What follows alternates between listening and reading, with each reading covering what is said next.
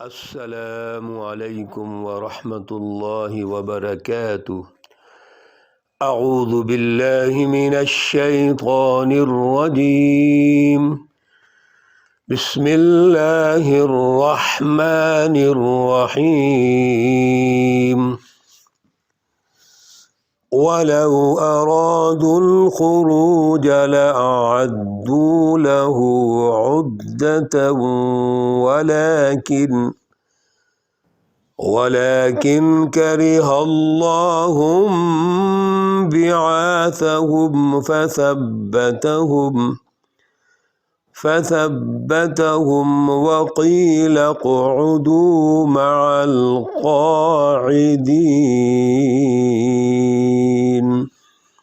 صدق اللہ العلی العظیم۔ اللہم صلی علی سیدنا و مولانا محمد النبی الامی وعلی آلہ واصحابہ وبارک وسلم وصلی علیہ۔ انتہائی معزز بھائیوں اور بہنوں، آج جو آیات مقدسہ ہمارے زیر مطالعہ ہیں، آیت مقدسہ نمبر 46، 47 اور 48 ہیں، سورۃ التوبہ سے ہیں۔ پارہ نمبر 10 ہے، پارے کا رکوع نمبر 13، سورہ مبارکہ کا رکوع نمبر 7 جاری ہے۔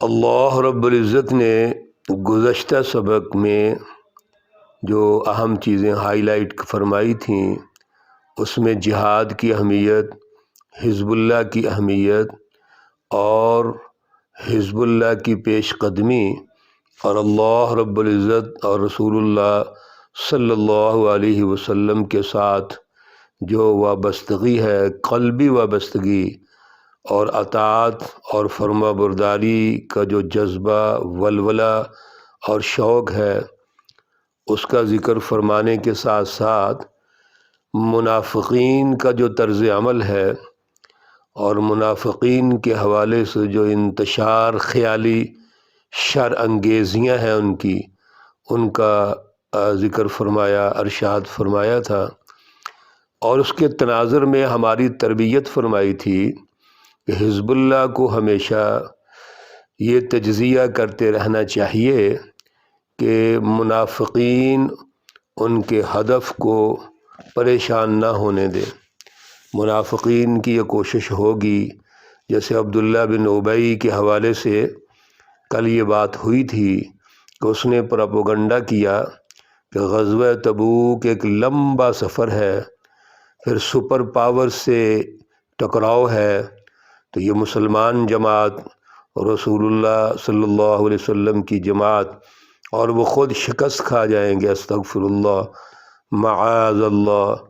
اس نے انتشار خیالی پیدا کرنے کی کوشش کی۔ اللہ رب العزت نے آج کی جو آیت مقدسہ نمبر 46 ہے، اس میں پھر اسی منافقین کی جو کوشش ہے اور ان کی جو نشانیاں ہیں اور ان کی انتشار خیالیاں اور شرانگیزیاں ہیں، اسی کو پیش کیا، اور یہ تسلسل کے ساتھ اس رکوع میں ہمارے سامنے آئیں گی۔ اصل میں یہ ساری چیزیں حزب اللہ کی ٹریننگ اور تربیت کے لیے ہیں۔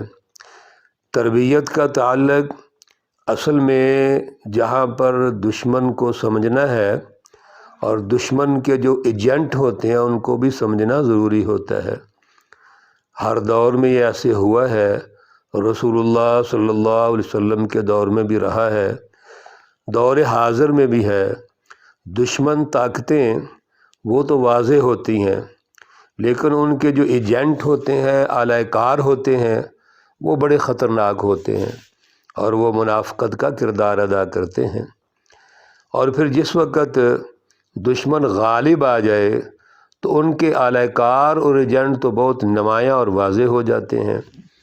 اس لیے ان حالات میں جب ظلم کا نظام غالب ہو، فرسودہ نظام غالب ہو، سرمایہ پرستانہ نظام غالب ہو اور اعلی کار بڑے بڑے اسکالرز، بڑے بڑے گدی نشین اور مذہبی لوگ بن جائیں تو ایسے حالات میں تجزیہ کرنا بڑا مشکل ہو جاتا ہے۔ لیکن یاد رکھیے، جب تک منافقین نمایاں نہیں ہوں گے، واضح نہیں ہوں گے، اور ان کی کارستانیاں وہ سوسائٹی اور سماج میں واضح نہیں ہوں گی، اس وقت تک آگے بڑھنا مشکل ہوگا۔ اس رکوع میں اور ان آیات میں اللہ رب العزت نے اسی چیز کی نشاندہی فرمائی ہے کہ ان کی جو کارستانیاں ہیں وہ بڑی خطرناک ہیں۔ اب اللہ رب العزت فرماتے ہیں آیت نمبر 46 میں کہ یہ لوگ اگر نکلنے کا ارادہ کرتے تو دیکھنے کی بات تو یہ ہے کہ لَأَعَدُّوا لَهُ عُدَّةً، کم از کم کوئی سامان کی تیاری تو کرتے نا۔ عدہ کہتے ہیں وہ جنگی ساز و سامان یا وہ وسائل و ذرائع جو انہوں نے جنگ کے لیے استعمال کرنے ہیں، سفر کے لیے استعمال کرنے ہیں۔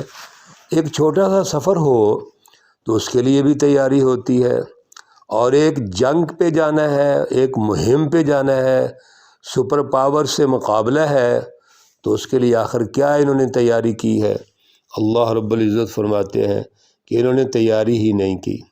وَلَٰكِنْ كَرِهَ اللَّهُ بِعَاثَهُمْ، اور اللہ رب العزت بھی یہ نہیں چاہتے کہ یہ جائیں ساتھ، اس لیے وہ سست ہو گئے اور غفلت میں چلے گئے۔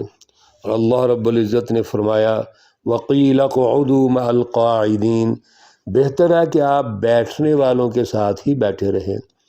مقصد یہ ہے ان کے دلوں میں جو مرض ہے وہ بڑھتا چلا گیا، فَزَادَهُمُ اللَّهُ مَرَضًا، اور وہ اپنے مرض میں بڑھنے کی وجہ سے سستی کا شکار ہو گئے، غفلت کا شکار ہو گئے، اور اصل میں چونکہ ان کی نیت ہی درست نہیں تھی، لہذا جب نیت ہی درست نہیں ہے تو عمل کیسے اچھا ہوگا؟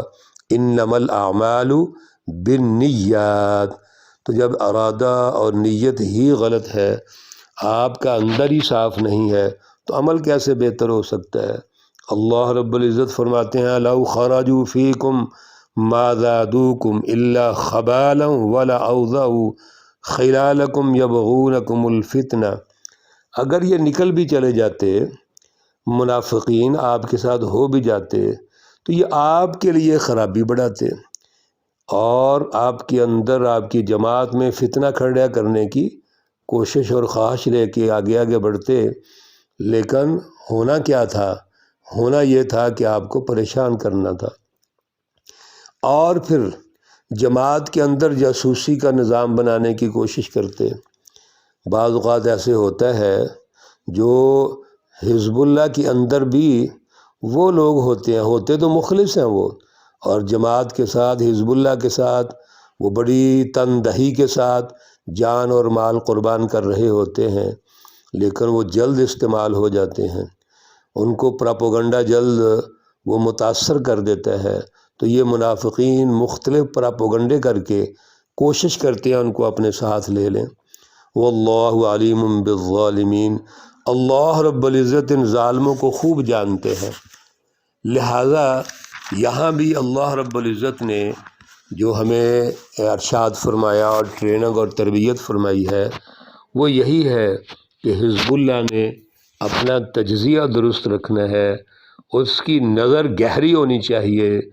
دشمن اور ان کے اعلی کار وہ چونکہ ساتھ ساتھ چلتے رہیں گے، ان پر نظر گہری ہوگی تو اعلی کار وہ جو منافقین ہیں ان سے بچا جائے گا۔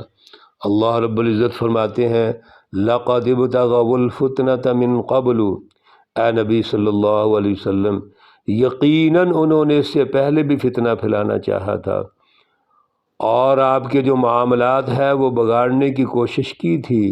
وَقَلَّبُوا لَكَ الْأُمُورَ حَتَّى جَاءَ الْحَقُّ، یہاں تک کہ حق آ گیا۔ وَظَهَرَ أَمْرُ اللَّهِ، اور اللہ رب العزت کا جو حکم ہے وہ غالب آ گیا۔ وَهُمْ كَارِهُونَ، اور وہ ناپسند کر رہے تھے۔ اس سے پہلے غزوہ احد کے موقع پر ایسے ہوا ہے، غزوہ احد کے موقع پر ان منافقین نے ساز باز کی اور جنگ سے واپس آ گئے۔ مقصد کیا تھا؟ مسلمانوں میں حزب اللہ میں بددلی پیدا کی جائے، حزب اللہ کا جو ہدف ہے اس سے واپس لایا جائے، ان میں ایسے پروپیگنڈا اور ماحول پیدا کیا جائے کہ وہ لوگ آگے نہ بڑھ سکیں۔ لیکن اللہ رب العزت کی مدد سے یہ جماعت آگے بڑھی اور غزوہ احد ہوتا ہے۔ تو یہ منافقین ہر دور میں ہر وقت کوشش کرتے ہیں کہ حزب اللہ کو نقصان پہنچے، وہ اپنے ہدف اور منزل تک نہ پہنچ سکے۔ تو اللہ رب العزت نے جو ہماری تربیت فرمائی وہ یہی ہے کہ ہمارا شعور اعلیٰ ہونا چاہیے، ہمارا نظریہ اعلیٰ اور بلند ہونا چاہیے، ہمارا عمل بلند ہونا چاہیے، جد و جہد بلند ہونی چاہیے۔ جب یہ سارے اوصاف حزب اللہ میں موجود ہوں گے تو منافقین خود ہی وہ شکست کھا جائیں گے، منافقین خود ہی بد دل ہو جائیں گے۔ وہ پہلے تھوڑ دلے ہوتے ہیں، منافق تو آپ کا ساتھ اپنی ذاتی اغراض کی وجہ سے دیتے ہیں، اور جب ان کو پتہ چل جائے گا کہ حزب اللہ اور حق اور سچی جماعت جو ہے یہ بڑی گہری نظر رکھتی ہے اور ان کا جو تجزیہ وہ بڑا گہرا ہے، وہ ہمیں آگے نہیں چلنے دیں گے، تو یہ منافقین چھٹ جائیں گے۔ غزوہ تبوک کے موقع پر اللہ رب العزت یہی فرما رہے ہیں، ان کو ہر اعتبار سے ہر جہت سے نمایاں کرنا چاہتے ہیں، واضح کرنا چاہتے ہیں، تاکہ یہ جس دور سے گزر رہے ہیں اور اب سن 9 ہجری کے بعد غزوہ تبوک کے بعد آگے بڑھنے کا دور ہے، تو یہ منافقین اپنی سازشوں کے ساتھ یہیں شکست کھا جائیں اور ختم ہو جائیں۔ اللہ رب العزت نے جو ان کے متعلق ان کی نشانیاں اور ان کے حوالے سے جو سازشیں اور شر انگیزیاں بتائی ہیں، یہ ابھی آگے تسلسل سے جاری ہیں انشاءاللہ العزیز، ابھی بات چیت ہوگی۔ اللہ رب العزت ہمیں اعلیٰ شعور، اعلیٰ نظریہ اور اس پر استقامت نصیب فرمائے۔ اللہ رب العزت آج کے دور میں بھی جو سچی جماعتیں ہیں، حزب اللہ ہے، علماء حق، علماء ربانی ہیں، ان کی اطاعت نصیب فرمائے۔ اللہ رب العزت تمام مرحومین و مرحومات کو جنت الفردوس میں اعلیٰ مقام عطا فرمائے، ان کی آخرت میں جو مشکلات ہیں اس میں آسانیاں پیدا فرمائے، صغیر کبیر گناہ معاف فرمائے۔ اللہ رب العزت تمام بیماروں کو شفائے کاملہ عاجلہ مستمرہ عطا فرمائے۔